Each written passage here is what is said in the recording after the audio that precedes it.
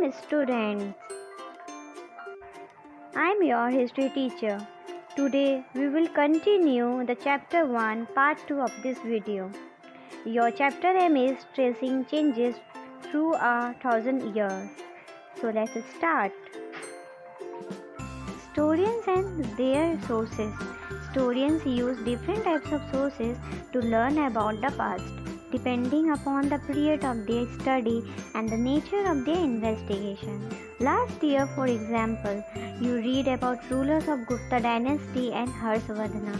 In this book, we will read about the following 1,000 years from roughly 700 to 1750.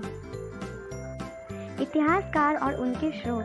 इतिहासकार किस युग का अध्ययन करते हैं और उनकी खोज की प्रकृति क्या है, इसे देखते हुए वे अलग अलग तरह के स्रोतों का सहारा लेते हैं. उदाहरण के लिए, पिछले साल आपने गुप्त वंश और के शासकों और हर्षवर्धन के बारे में पढ़ा. इस पुस्तक में हम मोटे तौर पे 700 से 1750 ईस्वी तक लगभग 1000 वर्षों के बारे में पढ़ेंगे. You will notice some continuity in sources used by historians for the study of this period. They still rely on coins, inscription, architecture, and textual records for information, but there is also considerable discontinuity. The number and variety of textual records increased dramatically during this period. They slowly displaced other types of available information through this period. Paper gradually became cheaper and more widely available. इस काल के अध्ययन के लिए इतिहास का जिन सूत्रों का प्रयोग करते हैं उसमें आपको बहुत सी बातें ऐसी मिलेगी जो पिछले युग से वैसे ही चली आ रही है. इतिहास का इस काल के बारे में सूचना इकट्ठी करने के लिए अभी भी सिक्कों, शिलालेखों, स्थापत्य तथा लिखित सामग्री पर निर्भर करते हैं, पर कुछ बातें पहले से काफ़ी भिन्न भी हैं. इस युग में प्रमाणिक लिखित सामग्री की संख्या और विविधता आश्चर्यजनक रूप से बढ़ गई. इसके आगे इतिहास का सूचनाओं के दूसरे प्रकार के स्रोतों का इस्तेमाल धीरे धीरे कम करने लगे.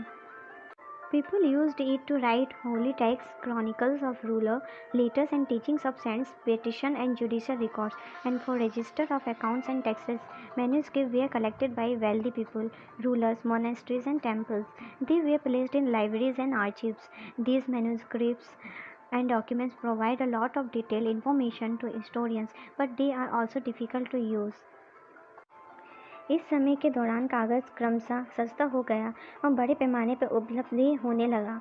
लोग धर्म ग्रंथ, शासकों के वृत्तांत, संतों के लेखन तथा उपदेश, अर्जियां, अदालतों के दस्तावेज, हिसाब तथा कारों के खाते आदि लिखने में इसका उपयोग करने लगे.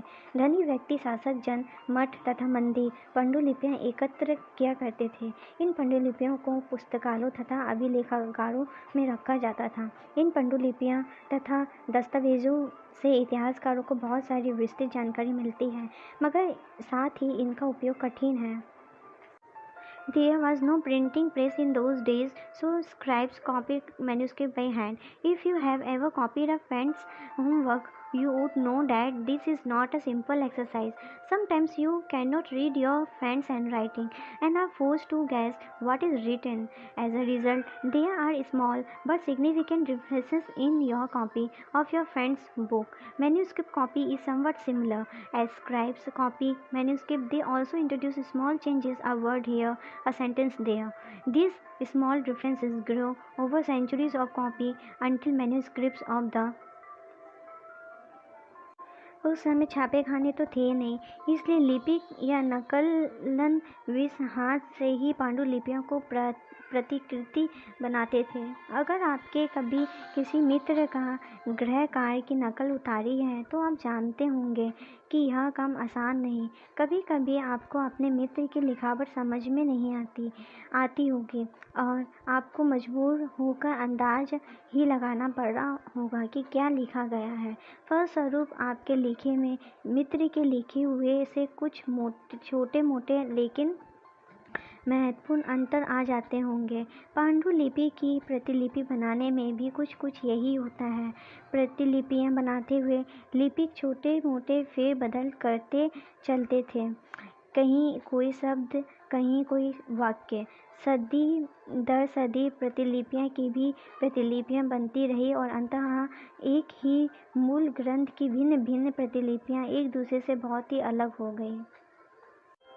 On occasion, authors revised their chronicles at different times. The 14th century chronicle Ziauddin Barani wrote his chronicle first in 1356 and another version 2 years later.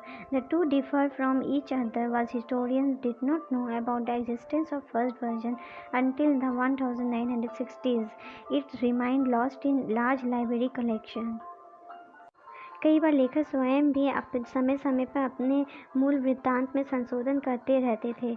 14वीं सदी के इतिहासकार ज़ियाउद्दीन बरनी ने अपना वृत्तांत पहली बार 1356 में और दूसरी बार इसके 2 वर्ष बाद लिखा था। दोनों में अंतर है, लेकिन 1971 तक इतिहासकारों को पहली बार वृत्तांत की जानकारी ही नहीं थी। यह पुस्तकालय के विशाल संग्रहों में कहीं दबा पड़ा था। This is the end of this video. If you have any doubts, please let us know. We will try to clear your doubts in another video.